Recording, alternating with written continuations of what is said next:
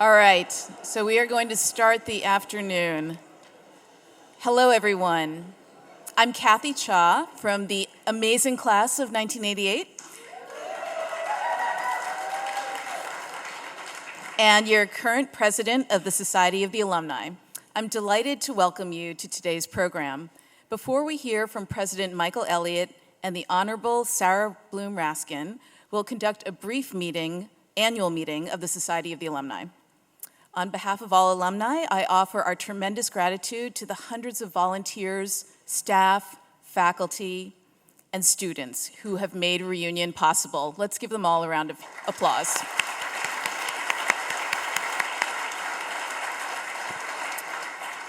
And I am especially grateful to all of you, my fellow alumni and your families, for your support of our alma mater and the many ways you contribute to the vitality of our alumni community and the current and future generations of students. Thank you. Now, I'm happy to convene this meeting on behalf of the Executive Committee of the Alumni Council. First, thank you to the officers and committee members for their service to the college in the past year. I ask the Secretary, Betsy Cannon-Smith, to cast one unanimous ballot to appropriate the amount raised, which is $10,203,983 in the Amherst Fund for the year ending June 30th, 2022. Thank you, Betsy. May I have a motion and a second to cast that ballot for the election of the new members to the Executive Committee, the Trustee Nominating Committee, and the inspectors of the election as stated on the program? All in favor? Okay, the motion is approved. I declare the committee members fully and duly elected. Thank you. Now for the results of the 2023 Alumni Trustee election. This year's election was held to fill the seat vacated by Jeffrey Bleish, class of '83. Yes, thank you, Jeffrey, who did an amazing presentation with his classmates just now, earlier. The polls closed on May 22nd, and the alumni elected Bonnie Barsamian Dunn, class of 1986, to serve a 6-year term from July 1st, 2023 through June 30th, 2029.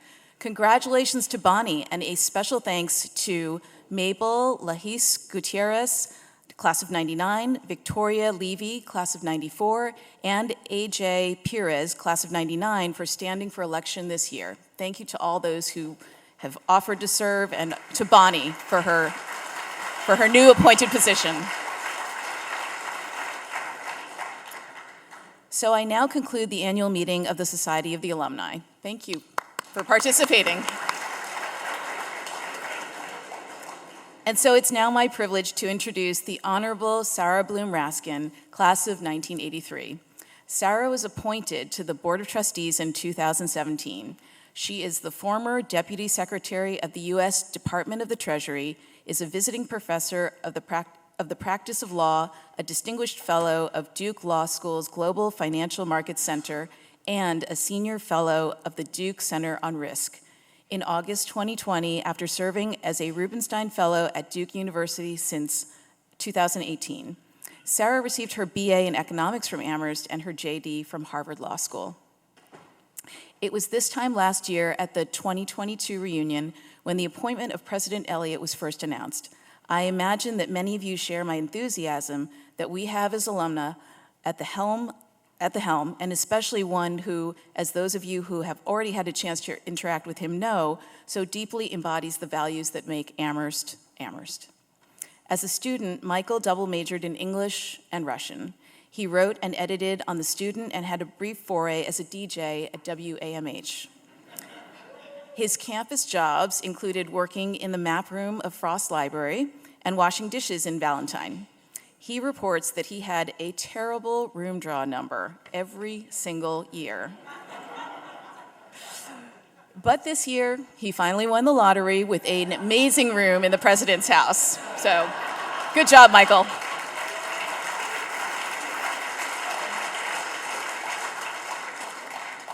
This is a good plug for encouraging other alums to eventually become president of the college. You get a really good room draw.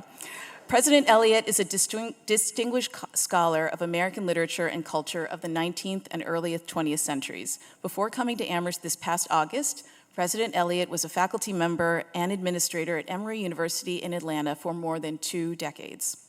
Thank you for being here to talk with this group of exceptional alumni and friends of Amherst College. We welcome Michael and Sarah.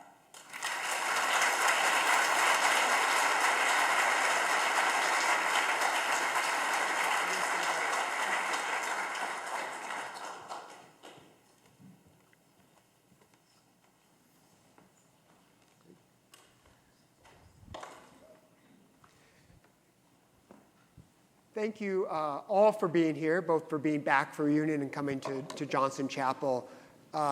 Before we get started with the conversation that Sarah and I are going to have, and we will open it up to questions at some point, I thought we would just take a moment and remember the legacy of Peter Pouncey, who, as most of you I think know and saw my email, passed away earlier this week at the age of 85. I won't go into Peter's long biography as a distinguished scholar and dean before he even arrived at Amherst. He was at Amherst during a period when the campus was still trying to absorb the loss of fraternities, when it was thinking about what it meant to be a diverse college, and it was facing really significant challenges in terms of its finances. These were years when the college strongly considered whether it could remain true to its need-blind admissions policy. And those are just a short list of things that Peter faced as president that I know about personally because I was a student during Peter's presidency, and because I was on the Amherst student, as Kathy mentioned a second ago, I had the chance to meet with him many times. I know there are other people in the audience who had different experiences with him. I received lovely remembrance from somebody who actually remembered Peter as a classroom teacher. Somebody here, Ron and I were talking about how Ron worked in the president's house for President Pouncey. He was gracious, he was kind, and he believed in the best of Amherst, and so we want to honor his memory today. So if we could just have just a moment of silence before we get started.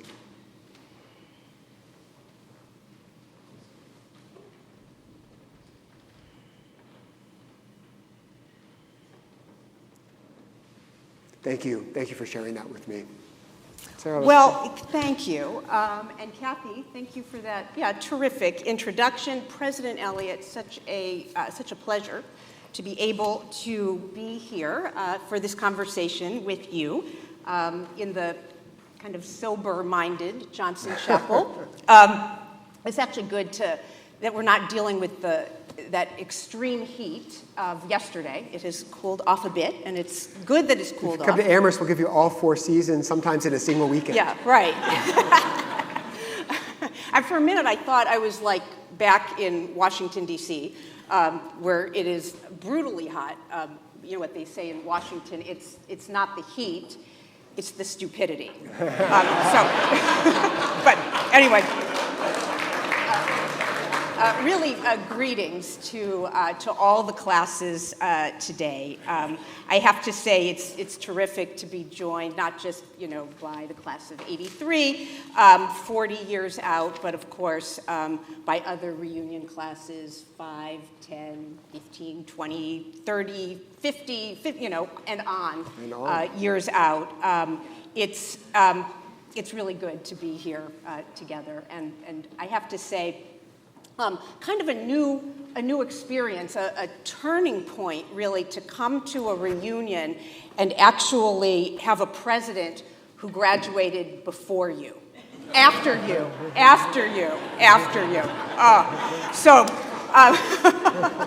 You're having a hard time saying it. Yeah, I can't even imagine it. But after all, Amherst reunions, I think, are a way that we measure time. And speaking of time, the way we're going to organize this conversation is we'll have a conversation till about 12:15, and then we will open it up for questions from the audience. There will be microphones moving up and down for questions, and then we will attempt to wrap it up at 12:30 so that we can move on. And I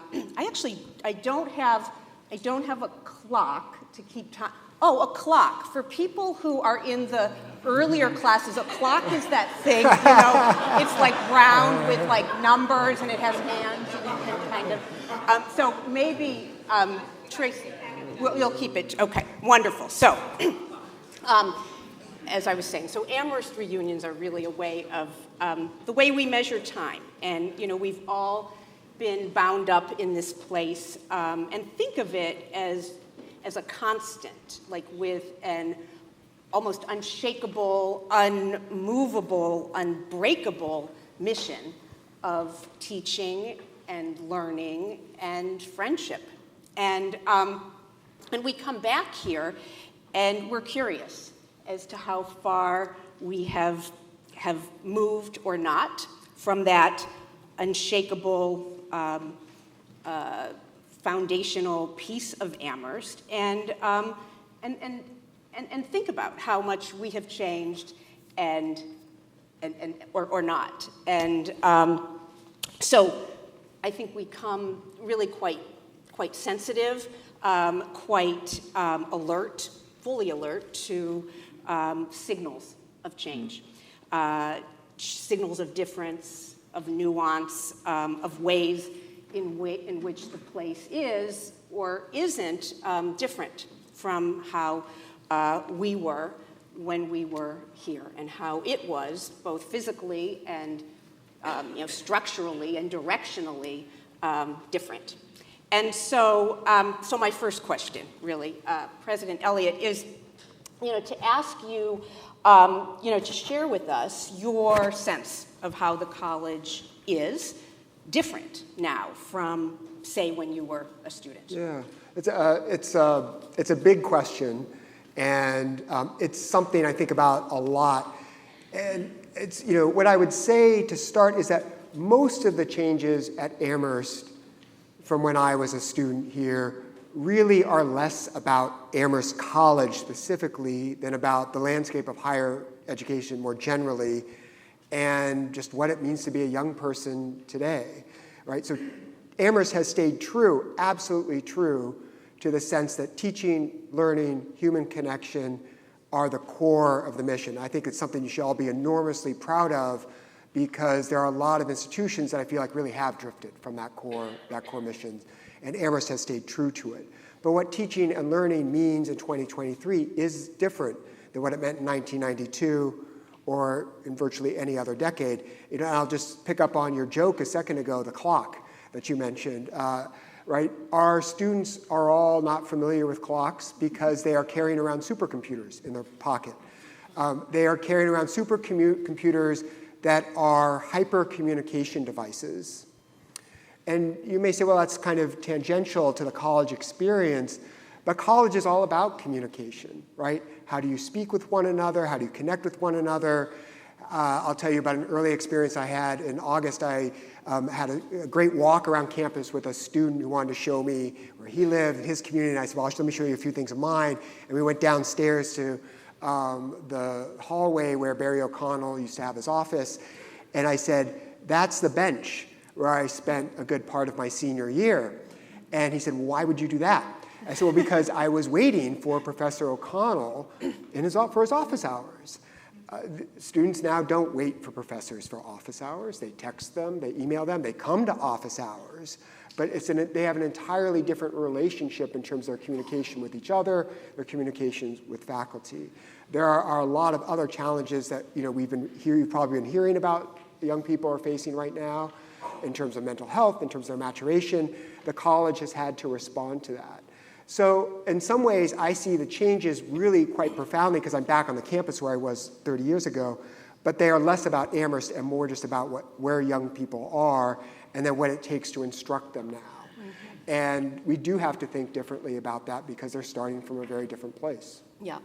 So what does that mean in terms of what you view as the priorities for the college? So, and a little of this has to do especially with when I started. Yeah. One of the things that really came home to me in the first 6 months was, every college community, COVID did a number on us in terms of eroding the sense of community and the sense of connection between students and faculty, and among faculty themselves and staff themselves. I think on a small residential campus, one thing I was not prepared for was how much more intense that corrosion was, right? That there was really kind of something lost in the way that people were relating to one another. They had not been back and present with one another. There were a lot of faculty who didn't know each other, a lot of staff who didn't know each other, students who had lost a sense of tradition, of how the way things have worked. And so one of the things that's evolved for me is the need to really help students build a sense of community, and that requires more than just saying, go have a good time together. This is the playdate generation. These are students who grew up with things that were structured for them, with a lot of schedules, a lot of accomplishments, credentials, and we can't simply wish that away when they arrive here at 18 or 19 or 17. We instead have to figure out how can we provide some structure and help them learn each other, develop social relationships. Those are the things we know will make them more resilient when they face challenges, and we can't simply leave it to themselves to do that. So that is a priority, building a strong sense of community. And to what extent I wonder whether that sense of needing to build community more like completely intentionally, does that tie in to the decision really to build actually a new facility? Yeah, it does. Yeah. And I want to make clear, I'll talk about the facility in just a second. We are not going to wait for that facility, and the facility won't build that sense of community itself.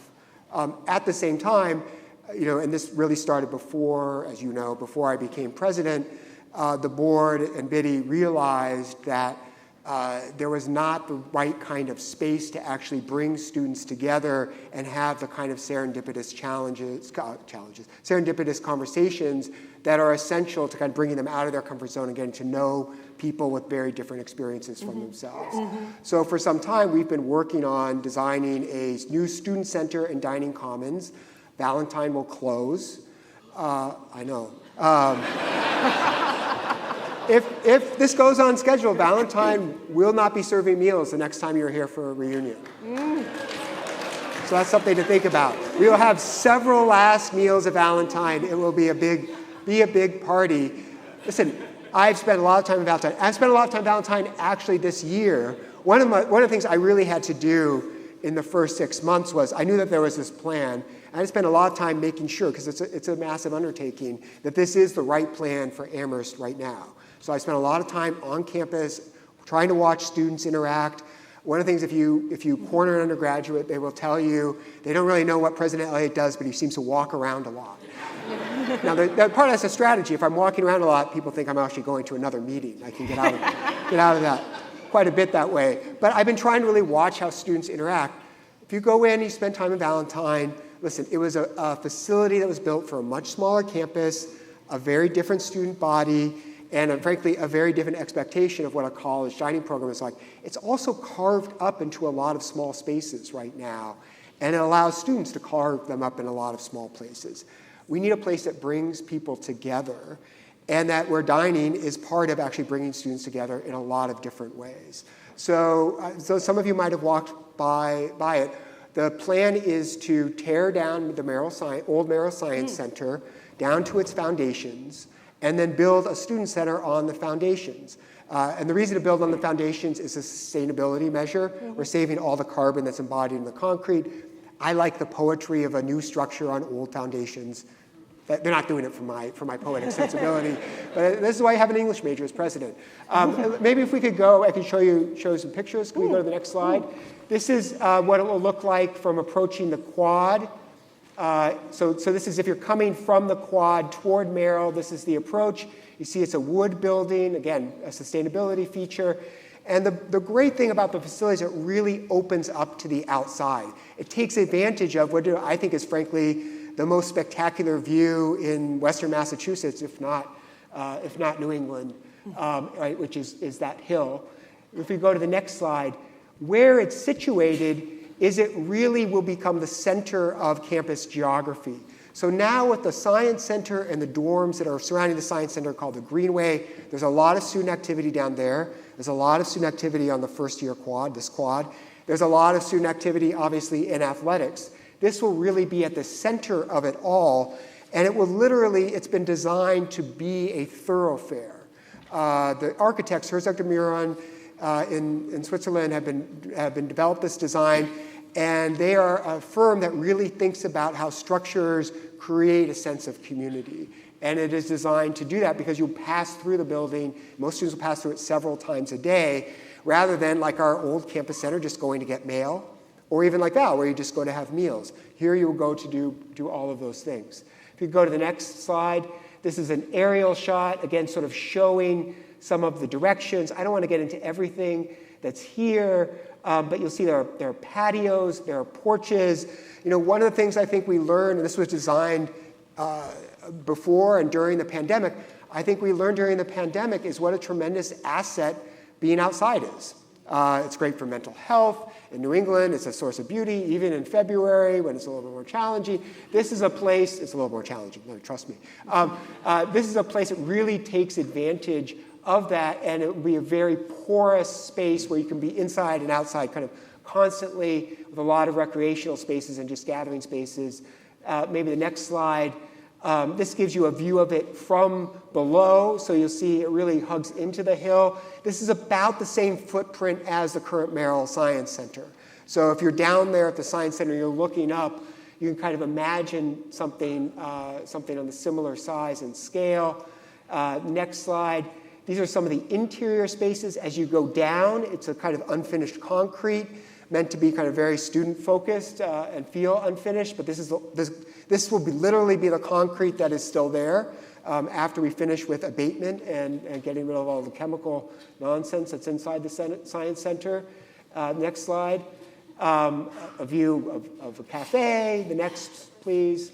A shot of the dining commons, which will be a contemporary dining commons. Again, much more in line with the kind of food that our students, faculty, staff expect in the 21st century. The next, and again, here's just a view. We'll leave there. And there's a lot that can go into it. It has a space for an outpost from the farm. It has a pub. It has a nice event space that we'll be able to use for faculty dining, for events that are here. And spaces for some of the student organizations. The radio station will move there. And this is really meant to be a place that brings people together. Mm-hmm. Again, we're not going to wait for the space to do the work of bringing students together. And I also want to stress, the space will not do it alone.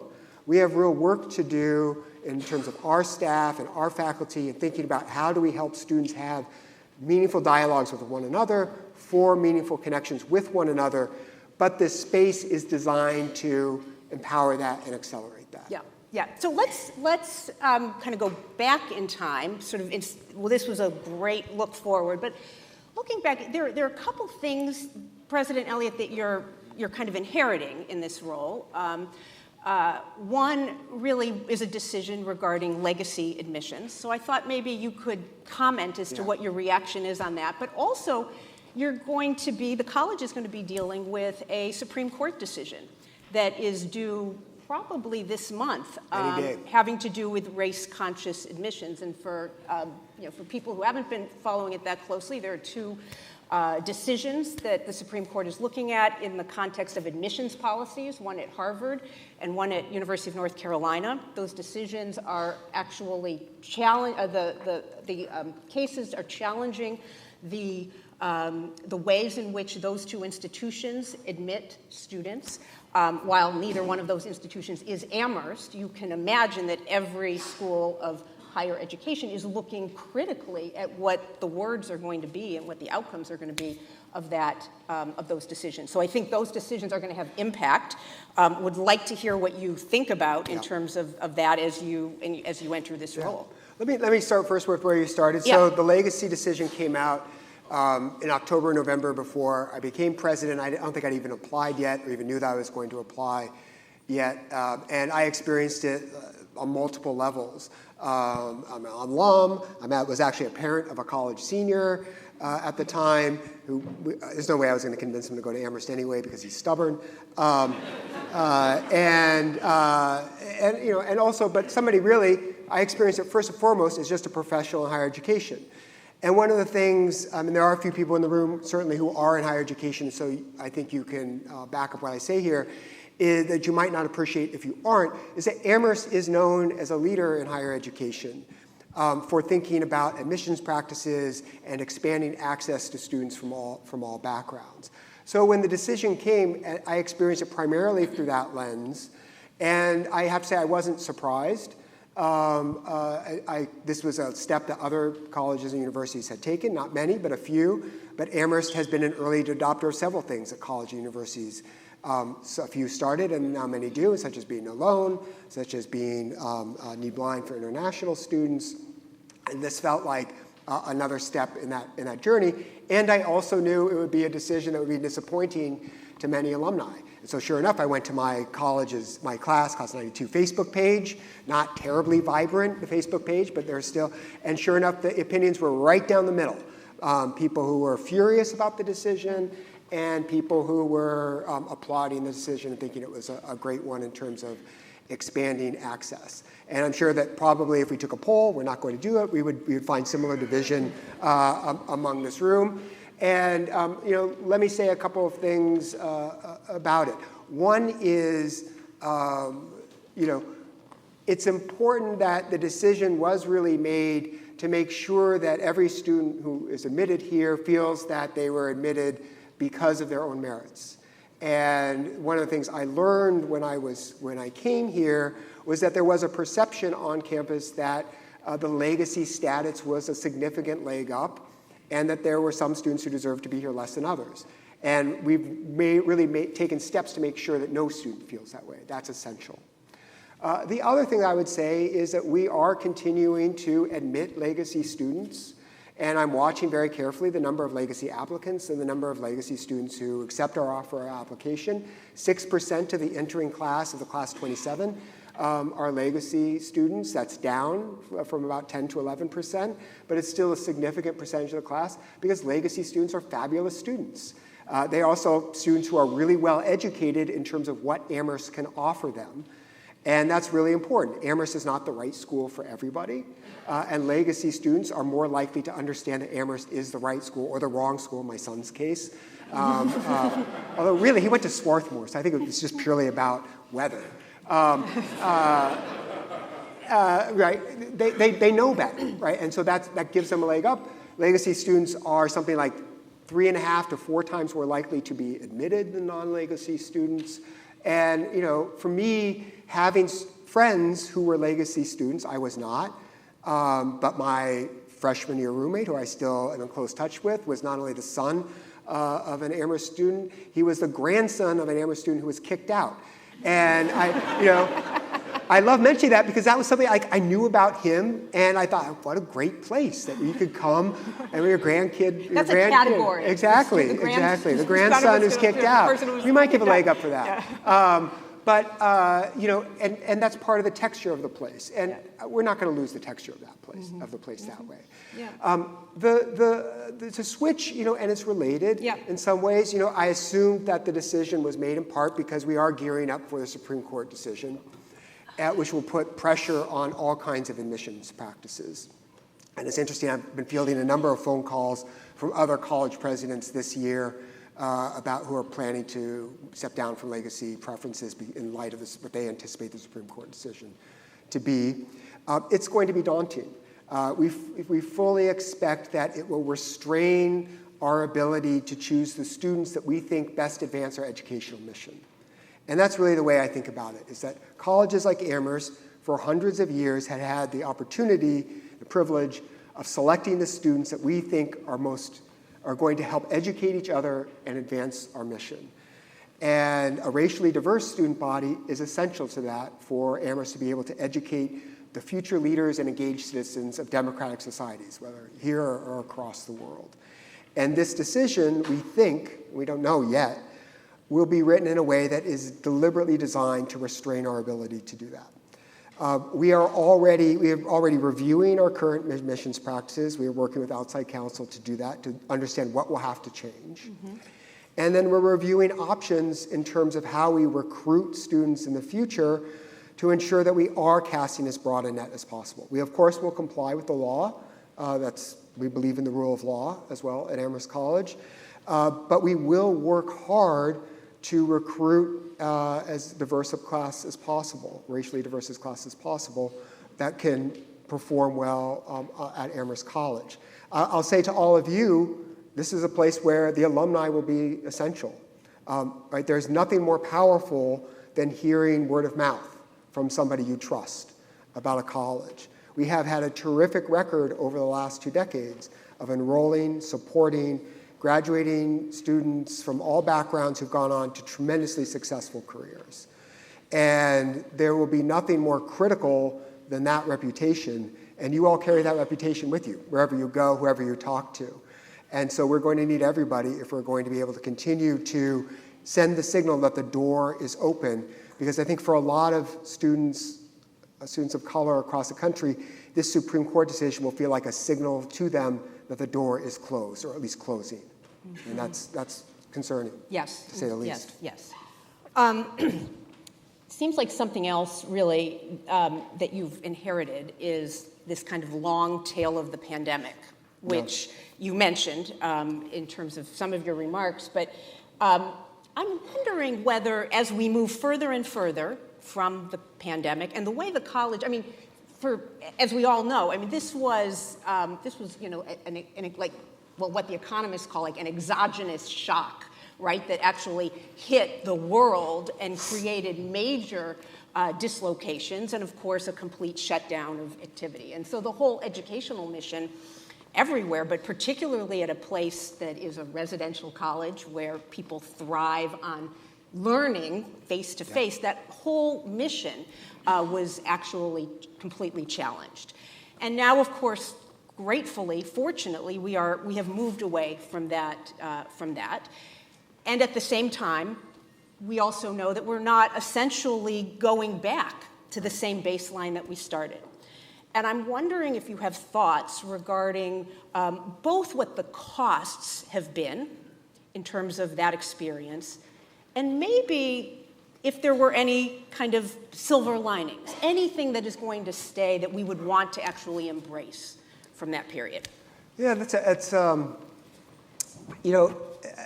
there are a couple of things in terms of costs and some of the ongoing costs. So a very, not simple at all, but very obvious ongoing cost to all of us who educate college students is we're now welcoming students from high schools who've literally covered less material, right, during their 4 years and had very uneven experiences during the pandemic. And that, it's always been true that students have uneven high school experiences depending on where they went to school, but the pandemic exacerbated that.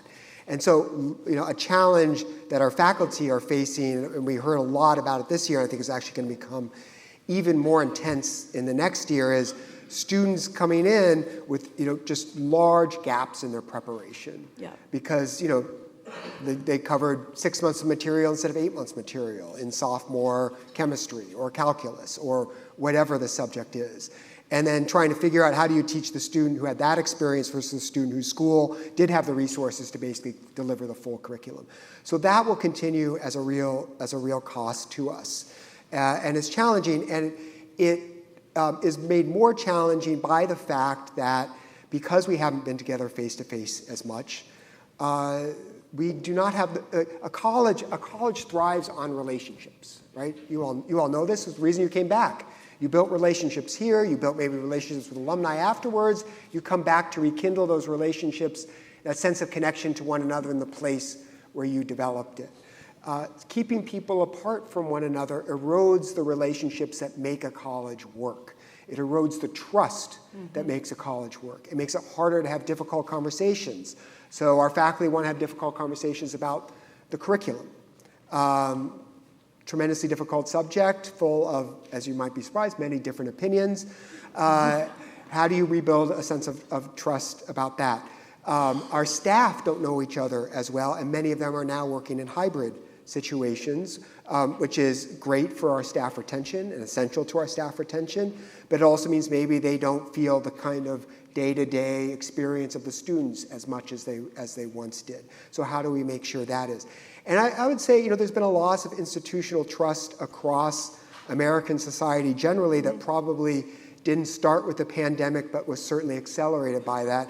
And I think probably that extends to the alumni of Amherst College, who I've been hearing, and I think this is true of many places, don't always feel as connected to the institution or have that level of trust in the institution that maybe they once did. And we can talk some more about that too. The things that we learned, first of all, there are real benefits to being able to use technology to meet together. You can have different kinds of student meetings. Students are actually very comfortable with certain kinds of advising and counseling appointments. It allows for some flexibility in doing that. I've met with several student groups occasionally over Zoom when that's been the most practical answer. And it's allowed me to meet some of you over Zoom. You're all better in 3 dimensions. But we've been able to do that over Zoom, and I think that's been helpful. I think it's really called attention to issues of accessibility, which is a place where I think the college does lag behind some of its peers. Physical accessibility, but also other kinds of accessibility, because the pandemic reminded us that there are people with different exposures to risk in being physically together, and that the campus really wasn't set up to meet all of those needs. So I think that's a positive value that comes out of the pandemic. What I really hope comes out of the pandemic, and I haven't seen it yet, but I'm preaching it whenever I get up on the pulpit, is the value and the challenges of civic society at this moment. During the pandemic, and our alum, whom we just awarded an honorary degree, was a great part of this story. Science performed wonderfully. Industry performed wonderfully, right? Developing incredible vaccines that would have been a miracle at any other age in human history, producing them on a mass scale that would have been an astonishment, at any other age in human history. But our politics, with a small p, our ability as civic society to come to an understanding about the vaccines and masks and how we were going to negotiate this together, our other kinds of institutions, how we were going to continue education in a pandemic, the basic level of trust, I think we would all give that a much lower grade. And it reminded me that colleges like Amherst, one of the things we are about is about teaching students to be leaders and engaged citizens in a civic society. And we have to own that mission and be explicit about it. And that's one of my goals as president, is to rededicate ourselves to that mission. Fantastic. Wow.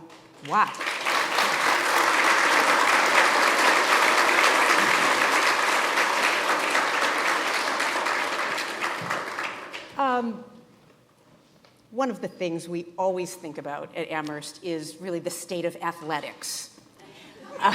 We can't have one of these meetings without talking about the athletic program. We don't have to shoot free throws, do right. we?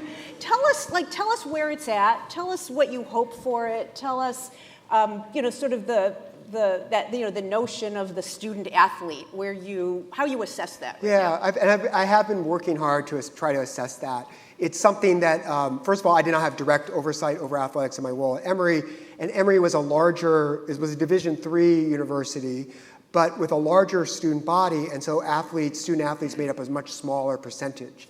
And so in some ways, even though the teams there are very, very good, and I was proud to know several of those athletes and several of those coaches, it played maybe a little bit less of a role in the overall student experience. So it's been something I've been trying to get up to speed on. First of all, I think our student athletes are fabulous. I've spent a year enjoying all of their games, thrilling, soccer tournaments, and playoffs and the NCAA, losing in penalty kicks, which was just heartbreaking. The most exciting moment of the year, just from like a pure adrenaline moment, was that we hosted the Division III Women's Frozen Four, right? The Division III Final Four in ice hockey was here because we were the #1 seed, and we ended up making it to the final game and then going to triple overtime and losing in triple overtime.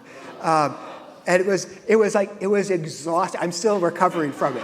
I don't know how any of those kids went to class the next week, just watching it. And Orr Rink was packed, and the whole community was there. It was such a great moment. It's a reminder of what athletics can do. It brings people together to watch these magnificent students. We have a fantastic first-year goalie. I'm working on seeing if we can get her on the 6 to 8 year plan. I just gotta hope nobody from the NCAA is listening. Our athletes are tremendous. We have a strong set of coaches. Coaching is a hard job. What's another thing I've learned over the course of the year? I knew it intuitively, but I've been spending time with coaches. All of the challenges that face our faculty in terms of working with a student population that has different mental health needs, that has a lot of performance anxiety, has confusion, our coaches deal with in spades. And they work with those students over 4 years, and there's no grade inflation in coaching. You only have so much playing time that you can hand out. And so those are really challenging, but also really important relationships. And one of the things you learn from student athletes is how much they get out of their coaches, and also from the peer group that athletics provides from that team, that structure. The challenge that we're having at Amherst, and I'll be forthright about it, is kind of twofold and related to one another. One is that over time, athletics admissions has diverged more and more from the regular path to admissions. Right? Student athletes are being recruited earlier, and this is not about Amherst, this is about Division III. We work with NESCAC, which is actually the most restrictive league in the country, proudly so, in terms of athletics recruitment. But students are being recruited earlier, identified earlier, and students now... What does restrictive mean in that context? We don't allow coaches to travel in the same way. We have very high standards in terms of the academic abilities of our students and the way that they need to be representative of the student body. And we have a league-wide agreement on those rules and how they're enforced, which is not, as I understand it, and really Matt McGann is the Dean of Admission and Financial Aid is my guru, as well as Don Falstock, the Director of Athletics. No other league really has this set of league-wide agreements, and we are the gold standard for this in NESCAC. And the Supreme Court decision will also present some challenges in terms of those admissions practices. But that divergence means that the student athlete is finding their way often into Amherst in a way that feels very different from other students. And our students are profoundly aware of those differences. Our athletics teams are also playing a strong role in the campus social community. They have worked to fill the void that I think we have left for them in terms of organizing a lot of parties and other social events.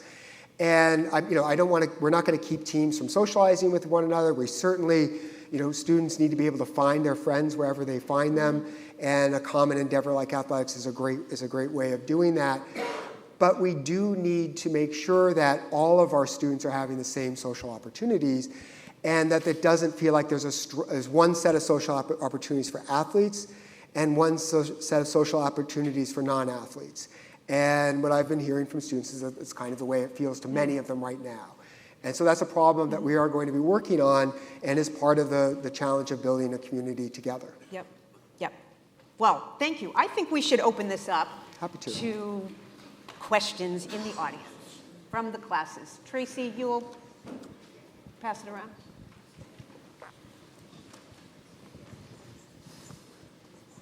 Thank you very much. President Elliott, I was wondering if you could talk to us about your views on the role of the school, this college, if it has a role, in the protection of students from ideas, arguments, opinions that they find not only perhaps objectionable, but even offensive. Sure. Does the school, Yeah. should the school should the school play a role? Let me start by answering that question and go on to address some of the other topics related to that. So we have at Amherst a very strong and clear statement about academic freedom and intellectual freedom. It's part of our faculty handbook, and therefore, which is a sacrosanct document. And it's very clear that encountering uncomfortable and even offensive ideas is part of a liberal arts education. And that discomfort is in fact part of learning on a campus. The statement is as strong as anything I've seen any place in higher education. including the University of Chicago, which has a very similar statement. So we believe strongly in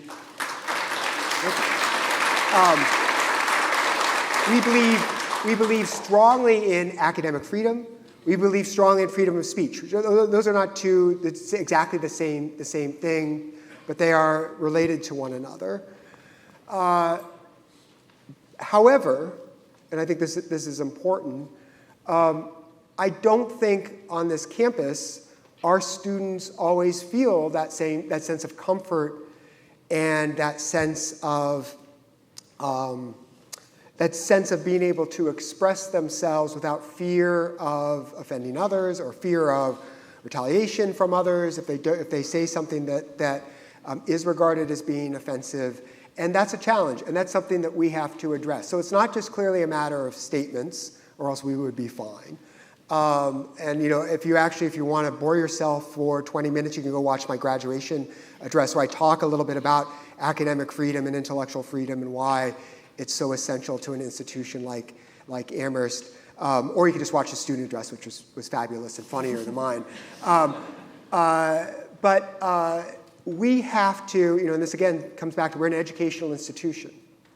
We're inheriting these students that are coming from a world, and they're not blank slates. And so we have to teach them what it means to be in community with one another and what it means to wrestle with ideas that you might find challenging. And that's an easy thing to say and actually a hard thing to do. It's hard, again, because they're coming from a media environment and a social media environment where reasonable debate and discussion has given way to shouting. It's because they are coming from a world where hate speech is unfortunately proliferating. We've had incidents on this campus, students who are walking up and down Route 9 and cars go by and students yell out racial slurs at our students. And that is not okay. And we are clear on that as well. So we have to help them negotiate that world and lean into that. The positive thing that I've encountered is we have a lot of faculty and a lot of students who are interested in this question. If you go back and you look through the issues of the Amherst Student from the year, also a great way to get a window as former editor of the Student, no residuals come to me, onto the campus, you'll see several editorials about the need to strengthen democratic culture on campus. You'll see an article asking for a wider range, wider, W-I-D-E-R, not wider, range of speakers on campus in terms of different viewpoints. I talk to a lot of faculty who say, listen, when I try to talk to my students and I present in a question, say, from a Supreme Court decision on 1920, they light up and they go at it and they argue with one another. But then when I present something from the last 15 years, they completely shut down because they're afraid of not saying exactly the right thing. How do I think about that? What can the college do to help improve that situation? So we're working on some things. It's not going to be easy. There's not a single light switch that will turn things on. Again, if it were just statements, we would be fine. We're talking about ideas like creating structured debate programs. We're talking about, can we use and leverage some of the speaker programs we already have? There was a group that brought a great range of speakers, including Jamie Raskin, this last year, from a variety of different viewpoints, and how do we continue to get students involved in those conversations. I would really like to see students get more involved in community engagement and community engaged listening. I'm taking over your question now. I had a great experience visiting a class that was taught this last semester in the Northampton County Jail. That was made up of current inmates and Amherst College students. And it was about questions of justice.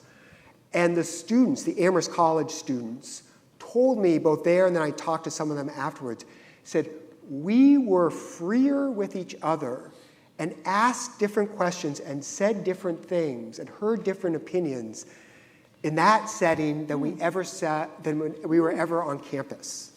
So I think engaging with different populations can actually be a way of loosening the seam. So it's not going to be one thing.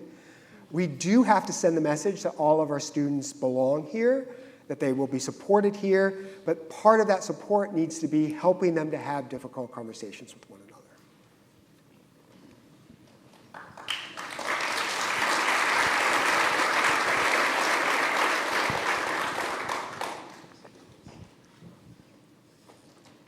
I have a question about tenure.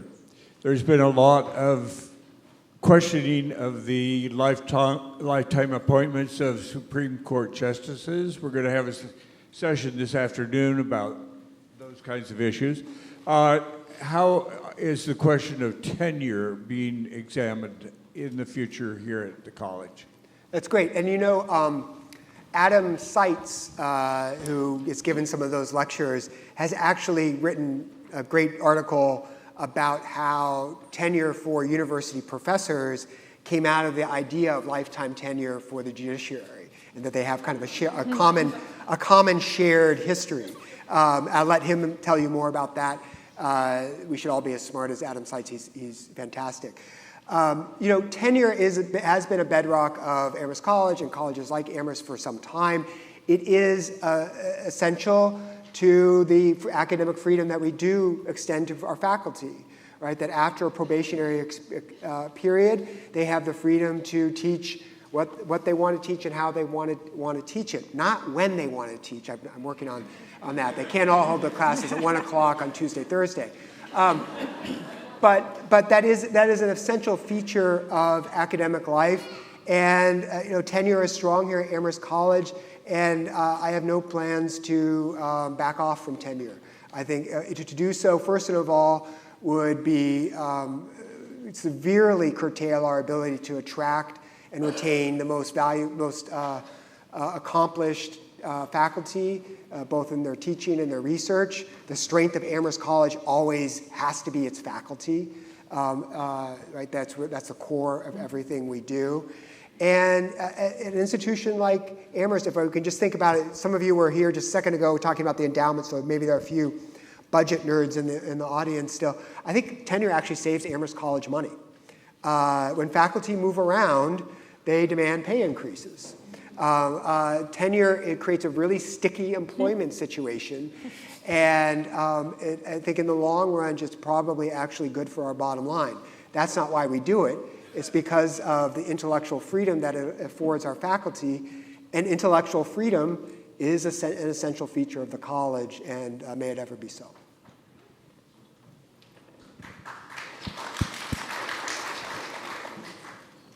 So up here? Not that I'll miss it, but what's going to happen to Valentine?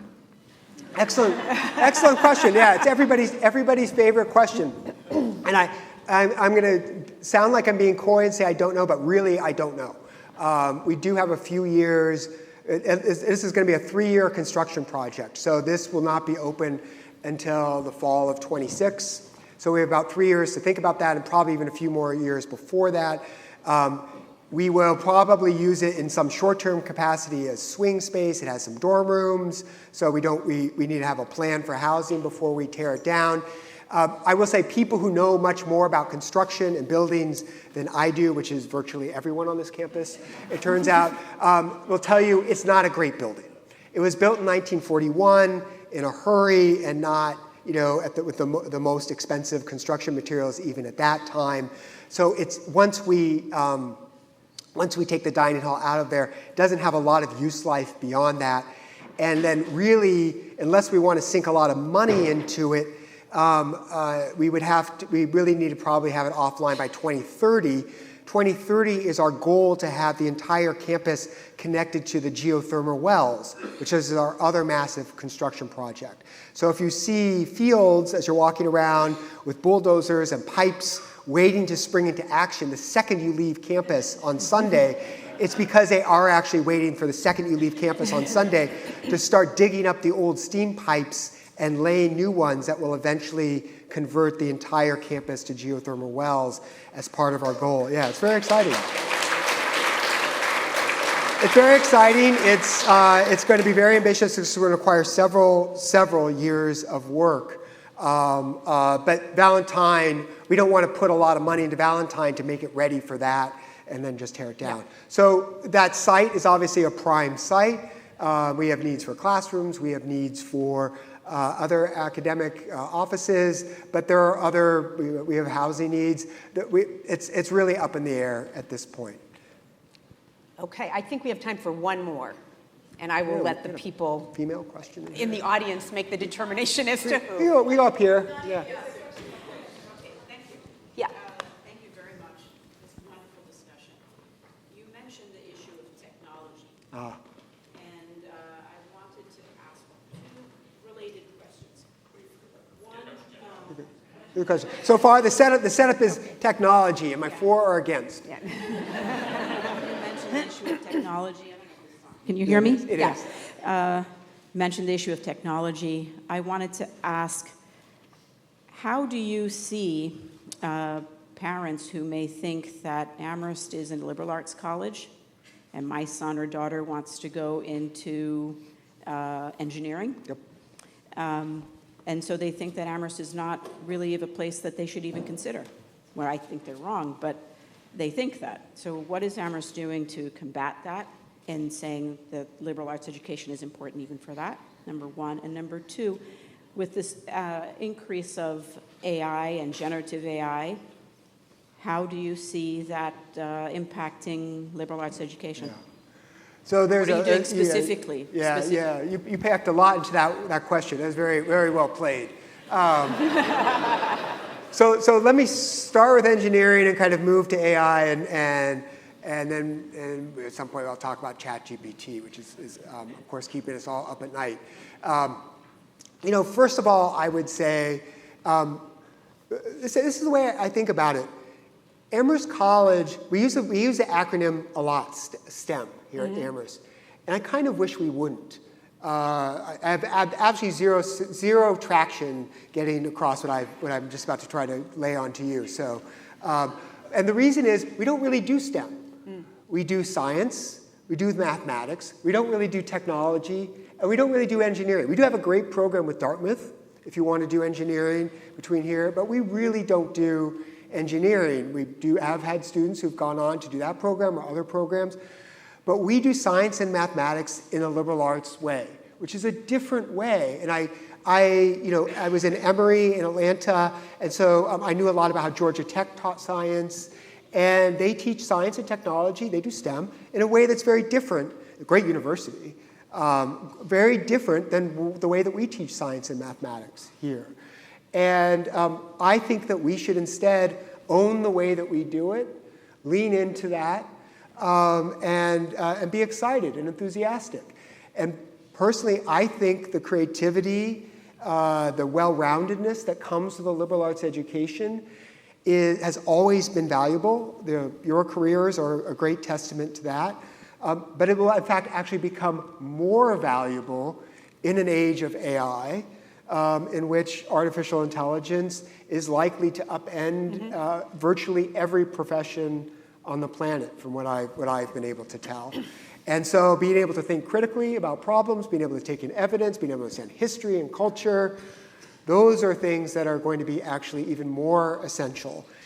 I also think it's our job to, at this moment, help students understand that and to think critically about artificial intelligence and what it means, which means not only understanding some of the underpinnings, even if you're not a computer science major, and we do have computer science majors here, but to understand the ethics, to think about the philosophical challenges that it raises, to understand its different social impact, right? To understand its economic value. It's a liberal arts question in some ways. What happens to the world when a disruptive technology comes along? There are histories that can help you by understanding the history of the printing press or shipping or the container cargo. So I think in some ways this is a moment when a liberal arts is going to be even more valuable in the world. I think Amherst has been on the forefront of making that case for a liberal arts education. There will be some parents who don't agree with that, want to send their kid to get on a degree in engineering, to an undergraduate business degree, which is something that we had at Emory. And Amherst is not for everybody. I think that higher education should be a landscape with many different possibilities. but I would never bet against Amherst College and the students that we graduate or the education that we provide here. And I think we're going to provide the critical thinkers that the world needs. Now, what you didn't quite ask where I thought you were going, but I'll just throw it out there as a little red meat for us all. We are all reeling a little bit from what generative AI and ChatGPT will mean for the classroom experience. And in very real time, faculty are trying to think about this and coming up with different solutions. So we have some faculty who have literally gone back to assigning Blue Book exams. We have other faculty who have asked ChatGPT to answer the essay prompt and then brought it into the class and showed why the computer's thinking is not as good as their own. We have others who have kind of structured assignments that involve thinking about what the technology can and can't do. This is evolving very quickly and in real time, and it is something that's going to have to be really bottom up in terms of the creativity of the faculty, and not just at Amherst, but at several different institutions, simply pretending that this technology is not there or that it's going away. But it is challenging. I was talking with somebody yesterday, and they were comparing it a little bit to the introduction of calculators. And the difference is, and I think it's a good analogy, but it's also instructive in the difference. When we let students use a calculator as they're learning mathematics, we only let them use a calculator after they understand the math that the calculator is doing. The challenge with ChatGPT is that when they come to a college campus, they are still learning to think and to write. And so we can't let them really just use the machine as a crutch for that writing and thinking that they need to learn while they're here on this campus.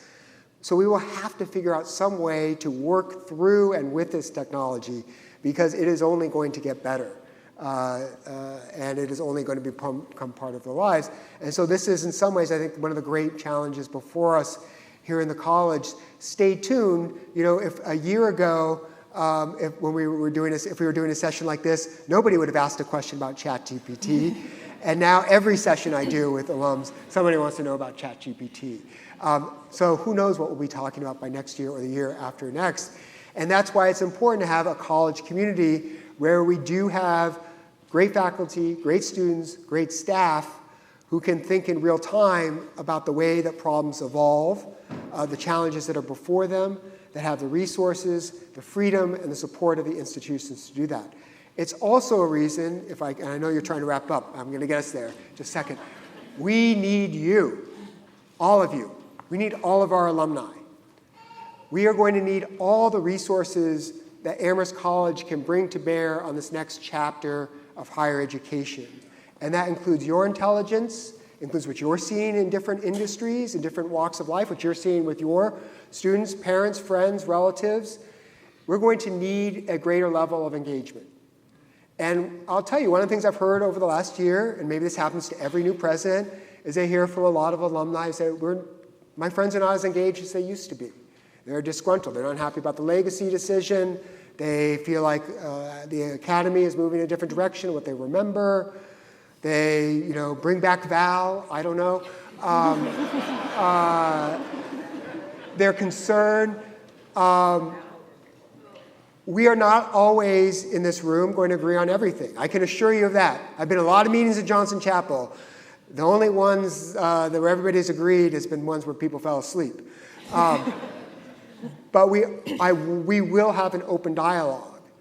And you will always have an open door while I'm president. We will need to get more people off the sidelines to be engaged alumni. We have only about 25,000 living alumni at Amherst College. 25,000. That is about the same number of undergraduates at the University of Michigan right now.